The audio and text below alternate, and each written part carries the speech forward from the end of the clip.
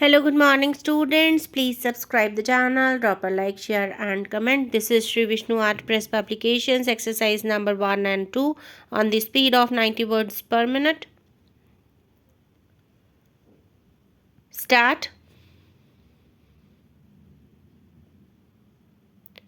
Being aggrieved by the said award of the Labour Court, the first respondent herein preferred a writ petition before a learned single judge of the Guwahati High Court, who, after hearing the parties, came to the conclusion that the finding of the Labour Court that there was extortion of documents by the workmen concerned was contrary to the charge sheet, which did not contain such an allegation. It came to the conclusion that allegation of extortion was an afterthought. It also accepted the defense of the workmen that they entered the estate only to obtain treatment of the injured workman who was assaulted by the manager of the estate. It also held that the Labour Court did not apply its mind to the vital facts and circumstances of the case as alleged by the learned counsel for the workmen who appeared in the said writ petition. On that basis, the learned single judge came to the conclusion that the Labour Court did not appreciate the material on record properly and passed the order justifying the dismissal, which is disproportionate to the offence alleged. It also held that the workmen who were tried before the criminal court were honorably acquitted by the criminal court, and the departmental inquiry held by the management was faulty.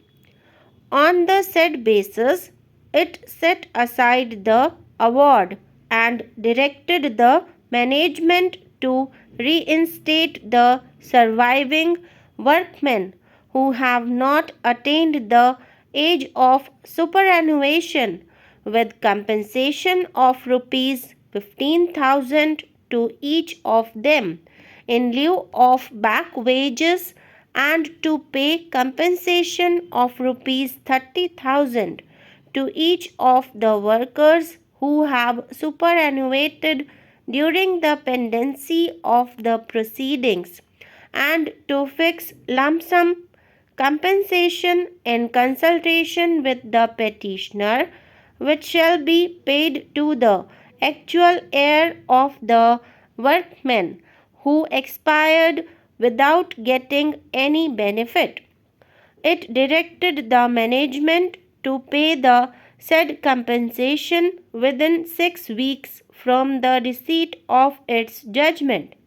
Shri K.R. Chaudhary, learned senior counsel, addressing arguments on behalf of the appellant, contended that the Labour Court, having permitted the parties to adduce evidence in justification or otherwise of the finding of the domestic tribunal, and having recorded evidence in this regard, justly came to the conclusion that the management has established its case of misconduct against the workmen.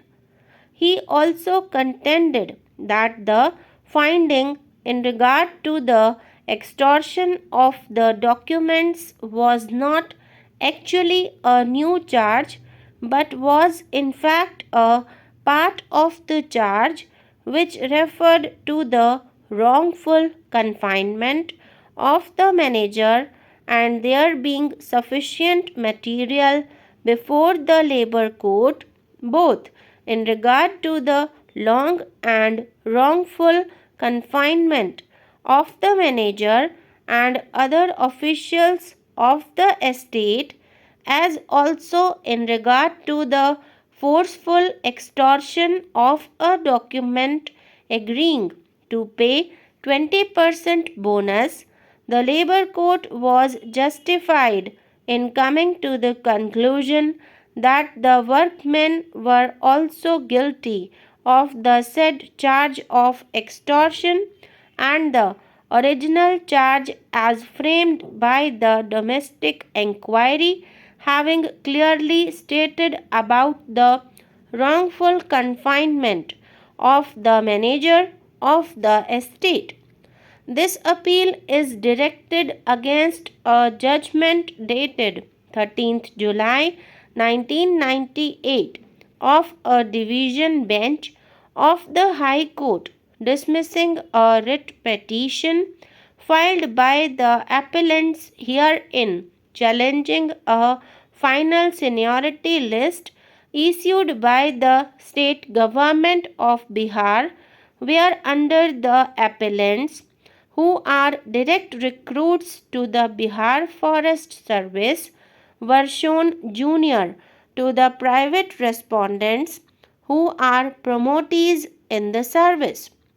The appellants were appointed as Assistant Conservator of Forests to the Bihar Forest Service, hereinafter called the Service, as direct recruits in pursuance of the advertisement issued by the Bihar Public Service Commission for filling up 40 permanent posts of Assistant Conservator of Forests in the service. According to the appellants, the process of direct recruitment was completed on 8th June 1987. However, the appointment orders with respect to the direct recruits were issued only on 14th December 1987. The appellants state that at the relevant time, the cadre strength of the post of Assistant Conservator of Forests was only 172, and the promotees were already occupying more than 50% posts. We may note here that it is not in dispute that the quota of promotees and direct recruits was 50% each at the relevant time.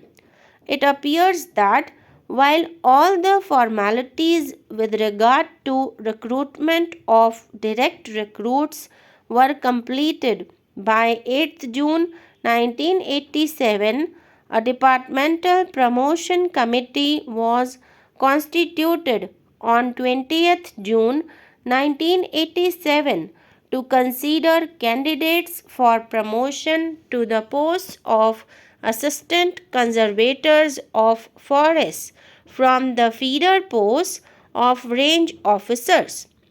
Other departmental promotion committees for the same purpose were held on 2nd July 1987.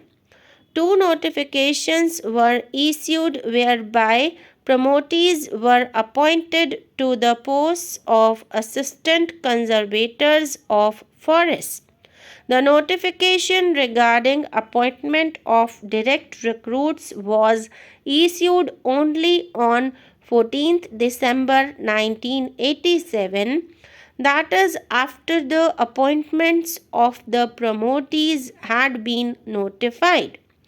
This gave an edge to the promotees in the matter of seniority, and a tentative seniority list was issued on 7th March 1989, while the final seniority list showing the appellants who are direct recruits as juniors to the promotees was issued on 24th July 1989.